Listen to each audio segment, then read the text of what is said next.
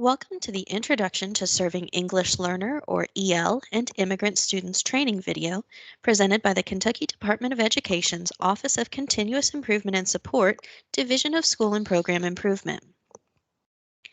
Participants in this training video will gain an understanding of English learner and immigrant definitions, legal background related to serving EL and immigrant students, the district Lau Plan, Kentucky's membership in the WIDA Consortium, as well as EL and immigrant data collection and reporting. English learners are individuals aged 3 through 21 whose primary language is a language other than English. They represent countless language backgrounds and nationalities, including many born in the United States. They may be from any grade, academic proficiency, socioeconomic level, etc. The full definition of an English learner in the Every Student Succeeds Act can be found in SS Section 810120. Immigrant students are individuals aged 3 through 21 who were not born in any state. This includes the 50 states, District of Columbia, and Puerto Rico, and have not been attending one or more schools in any one or more states for more than 3 full academic years. The term immigrant is not related to an individual's legal status in the United States. For the full definition of an immigrant student in the Every Student Succeeds Act, see SS Section 32015. Some other terms you'll hear a lot when working with ELs are former EL and never EL. A former EL is a student who was an English learner at one point but has met the proficiency standards and exited the program. You may also hear these students referred to as exited ELs. A never EL refers to a student who has never been identified as an English learner. You may also hear the term non-EL referring to a student who is not an English learner. The immigration or citizenship status of the student, parent, guardian, or sponsor has no bearing on whether or not the student meets the definition of an immigrant student. It should be noted that immigrant students placed in Health and Human Services shelters after crossing the border are not enrolled in local schools but do receive educational services and other care from providers who run HHS shelters. Time spent in HHS shelters does not count as time spent in a U.S. school. KDE verified this with the United States Department of Education via email in November of 2019. The legal background related to English learner and immigrant students. This is not an exhaustive list, just a brief overview of some of the most important federal laws and court cases related to serving English learners. Title VI of the Civil Rights Act of 1964. This prohibits discrimination on the basis of race, color, or national origin in programs receiving federal funding. This was affirmed to include language minority children in the May 1970 memorandum. The Equal Educational Opportunities Act, or EEOA, of 1974. This prohibits states from denying equal educational opportunity by the failure to take appropriate action to overcome language barriers that impede equal participation by students. Congress passed the EEOA to encode in legislation the requirement that SEAs and LEAs take affirmative action to ensure that all students have access to the full range of opportunities a school district offers. Lau v. Nichols, 1974. Students cannot be denied access in or participation in an educational program due to an inability to speak or understand English. Lau is one of the most influential cases related to ELs. The San Francisco Unified School District was requiring English proficiency in order to graduate, but was not providing language assistance to Chinese American students. The district had a number of services in place for Spanish-speaking students. However, they are required to help all their language minority students. This is important as some people often think of the term EL as synonymous with a Spanish-speaking student, but ELs come from a variety of linguistic and cultural backgrounds. Remember, in school districts where the number of ELs is small, EL students must still receive language assistance services whether the district receives Title III funds or not. The next court case is Castañeda v. Pickard in 1981. This set the criteria for examining EL programs and established a three-part test to evaluate the adequacy of a district's EL program. That three-part test includes qualified teachers implementing sound theory, which includes the training of staff, the soundness of the educational approach, effective teaching methods, including resources and personnel, and school districts must evaluate their programs and make adjustments where needed to ensure language barriers are actually being overcome. Castañeda is the first instance in which any authoritative body attempted to define what made language minority instruction appropriate. The final case is Plyler v. Doe in 1982.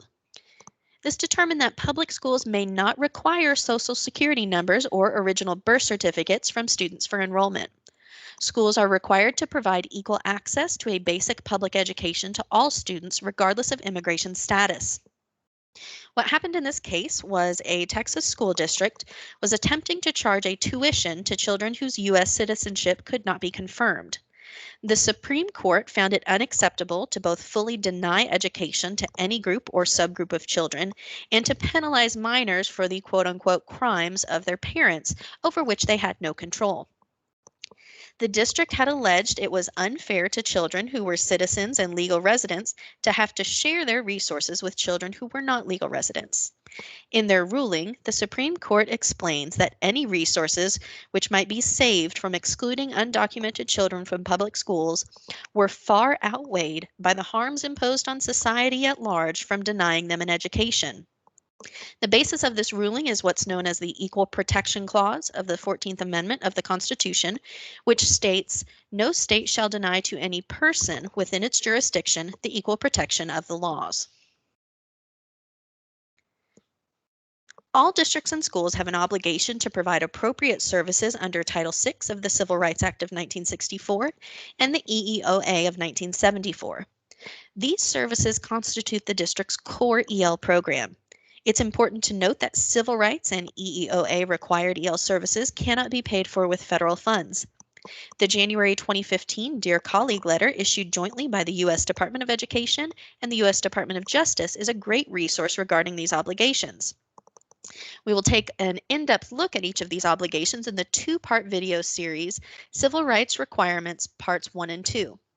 But to briefly overview the obligations, they are identifying and assessing all potential EL students, providing EL students with a language assistance program, staffing and supporting an EL program, providing meaningful access to all curricular and extracurricular programs, avoiding unnecessary segregation of EL students, evaluating EL students for special education services and providing special education and English language services, meeting the needs of EL students who opt out of EL programs or particular EL services, monitoring and exiting EL students from EL programs and services, evaluating the effectiveness of the district's EL program, and ensuring meaningful communication with limited English proficient parents.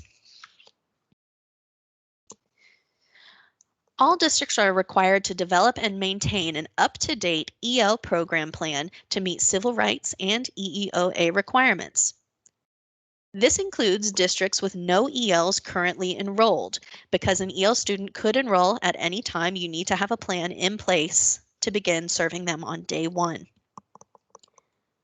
The purpose of the district EL program is to ensure that ELs, including immigrant children and youth, attain English language proficiency, or ELP, develop high levels of academic achievement in English, and meet the same challenging state academic achievement standards as all children are expected to meet. Under Castañeda, an acceptable EL program includes a curriculum recognized by experts in the field, the programs and methods used are effective in carrying out the curriculum, and the program proves successful in helping overcome language barriers. The district plan is commonly referred to as a Lau Plan, referring to the Lau v. Nichols Supreme Court case. It may also be referred to as the district EL Plan, EL Program Plan, etc.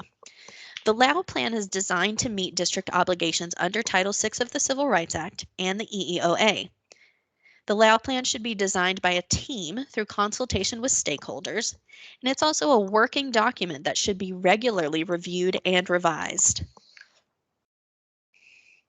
Each district's Lau Plan must contain the following information: the names of the Lau Plan team members responsible for its development, the guiding principles or goals the plan is designed to achieve, the process for identifying and placing students in the EL program. Remember, Kentucky has a standardized statewide entrance procedure. The type of language instruction educational program, or LIEP, provided by the district. The process to ensure EL students have meaningful access to all programs and activities. A description of the professional development provided to staff who deliver instruction or support the ILEP. This could be EL specific staff or your general education staff. They also work with EL students. The process for annually assessing EL students' English language proficiency. The process for exiting students from the EL program. Again, Kentucky has standardized means of assessment as well as exit criteria. The process for monitoring students who've exited the EL program, and how the district will evaluate the effectiveness of the EL program and make revisions when necessary. Districts may include additional information in the Lau Plan at their discretion. The Lau Plan should be readily accessible to the public, such as posted on the district website. The Lau Plan is one of the documents reviewed by KDE during consolidated monitoring. The WIDA Consortium is a member-based organization made up of U.S. territories, states, federal agencies, and international schools worldwide. They're dedicated to the research, design, and implementation of a high-quality, standards-based system for ELs in grades K through 12. Kentucky joined the WIDA Consortium in 2006. And as a consortium member state, Kentucky utilizes the following WIDA resources: the English Language Development, or ELD standards, the English Language Proficiency, or ELP screener, the English Language Proficiency assessment, as well as professional learning opportunities. These resources help member states remain in compliance with ESSA requirements, such as adopting statewide English language proficiency standards, annually assessing English language proficiency, and the adoption of standardized entrance and exit procedures. WIDA also provides its members with professional learning opportunities, including self-paced online modules, guided webinars, and face-to-face trainings. The WIDA English Language Development Standards represent the social, instructional, and academic language students use to engage with peers, educators, and the curriculum in schools. The standards highlight the language needed to meet academic expectations as described by state, college and career readiness standards, and other content standards such as Next Generation Science standards. The English Language Development Standards include social and instructional language, so ELs communicate for social and instructional purposes within the school setting. The language of language arts. ELs communicate information, ideas, and concepts necessary for academic success in the content area of language arts. Language of mathematics. ELs communicate information, ideas, and concepts necessary for academic success in the content area of math. The language of science. ELs communicate information, ideas, and concepts necessary for academic success in the content area of science. And the language of social studies. ELs communicate information, ideas, and concepts necessary for academic success in the content area of social studies. You may have heard about the WIDA ELD Standards 2020 edition.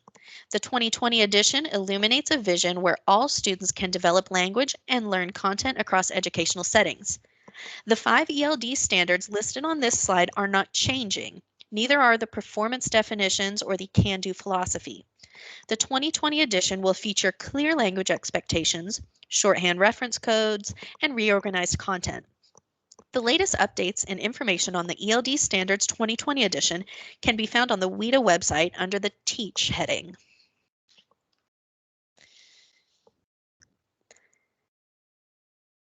The WIDA English Language Development Standards for Instructions Educators can use these standards to promote and guide students' English language development, aid in the development of curriculum instruction and assessment, encourage and maximize the use of multiple language resources in the classroom, as well as support and frame the collaboration among educators for multilingual learners and instructional teams who serve them to ensure educational equity for all students.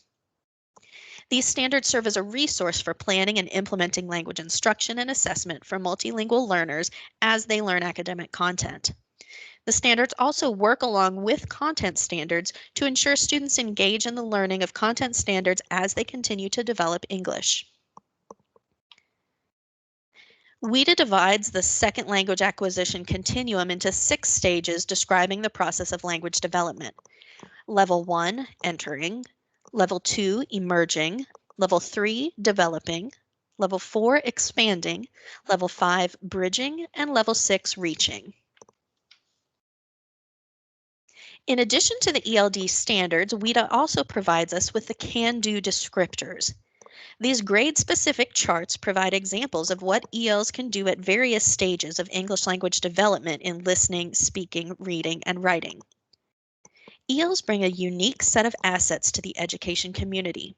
By focusing on what these students can do as opposed to what they cannot, we send a powerful message on how their experiences contribute and enhance the experiences of all learners and educators. Data collection. The October 1 count. The U.S. Department of Education, or USED, requires a count of all EL students enrolled on October 1 of each year. Infinite Campus, or IC, EL extract date range. It's a start and end date of October 1 of the current year. KDE will pull the data from IC. Districts should also run the extract on a regular basis and check student lists. They should do this in order to correct any critical errors and ensure that all ELs are being served. Reminder, the EL extract was formerly known as the LEP extract. The Annual Performance Report, or APR, this is required for federal reporting under Title III, and it's completed in GMAP under Consolidated State Performance Report Details and Professional Development Details. Includes the type of EL instruction services provided by a district or consortium, as well as EL-specific PD provided and the number of participants. Data quality. Annual data cleanup and verification period begins May 1. Districts should periodically run EL extracts and immigrant reports to check for critical errors. Critical errors meaning students will not be counted as ELs if no EL service type is selected, no instructional accommodations are selected, or the student's home language is listed as English.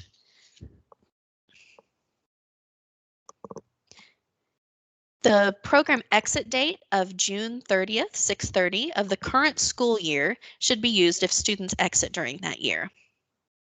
Do not end date EL services when a student transfers from your district unless they have exited the EL program by obtaining English language proficiency on access with an end date of 6:30 of the current school year, or their service types have changed due to changes on the PSP. For example, if a student reached proficiency on the 2020 access test, their exit date would be 6/30/2020. There's different types of data entry required for English learner students. First is the Demographics tab.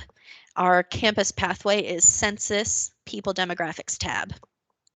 You need to enter the date in which the student first enrolled in a U.S. school, not the date they entered the U.S., the date they entered a U.S. school. Select the home primary language from the drop list that was provided on the home language survey. If the student's home primary language is Native American, which is 1025, then select Native American language from the drop list. If the language is not listed, select Other, N0000. In the instance a foreign-born student is living in an English-speaking home, select the home primary language based on the student's native language. Entering WIDA screener and KW-APT scores. Campus path is Student Information, General, Assessment tab. To enter WIDA online screener scores for ELs in grades 1 through 12, click the New button. Select the appropriate WIDA screener from the drop-down. Enter the date in which the assessment was taken. Select the proficiency level from the drop list. Select the overall screener results from the drop list. For each domain and composite, enter the date which the assessment was taken and select the result from the drop-down. Be sure to save the data. Entering WIDA scores for the kindergarten WAPT, you'll click the New button, select WAPT from the drop list, enter the date in which the assessment was taken, and no other elements are required for the kindergarten WAPT. Program status. The campus path is Student Information, Program Participation, English Learners or EL, and EL tab. Select the program status from the drop-down. Enter the date of eligibility based on an initial determination test, such as the WIDA screener or the KW-APT. Enter the date in which the student is expected to exit the EL program. And the program exit date should be entered as 6/30 of the year the student obtains English Language Proficiency, or ELP, on the annual access. This should be entered as an end-of-year process. You can reference the reporting timeline in Section F of the EL Data Standards. You'll also enter the date on which the parents or guardians were notified of their child's eligibility for the EL program. Only select the Parents Declined indicator and entered parent decline dates if EL services were refused and the waiver to refuse services was signed. You'll want to enter the date the waiver was signed.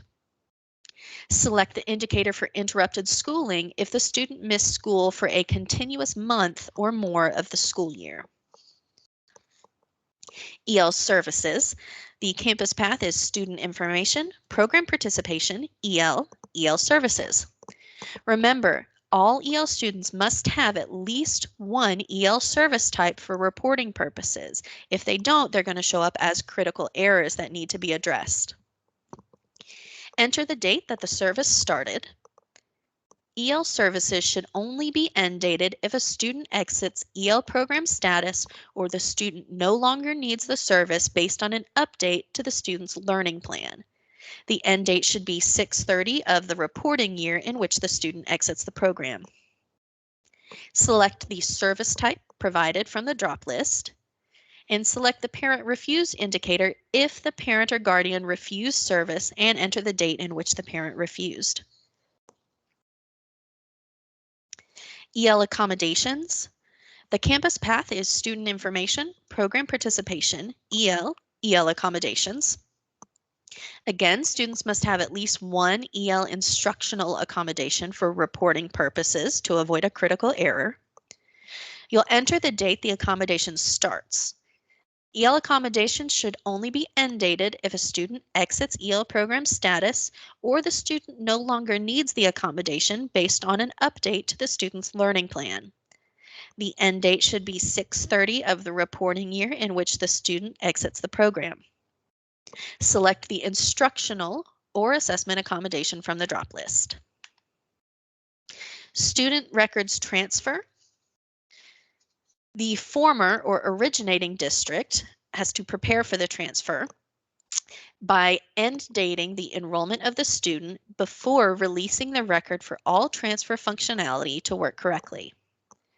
The receiving district, the ones obtaining EL records from the originating district, will need to use the import wizards, the assessment import wizard, the English learner or EL import wizard, and extended census import wizard. Next, they'll need to transfer documents, English learners, EL services, and EL accommodations. For expanded guidance, refer to the Student Records Transfer Data Standard. Questions regarding English learners or the Title III program can be directed to the Office of Continuous Improvement and Support, Division of School and Program Improvement, English Learners, Migrant and Neglected Students Branch. The phone number is 502-564-3791, and program consultant email addresses can be found on the English Learners Contact Guide. As always, a number of resources were consulted when preparing this training.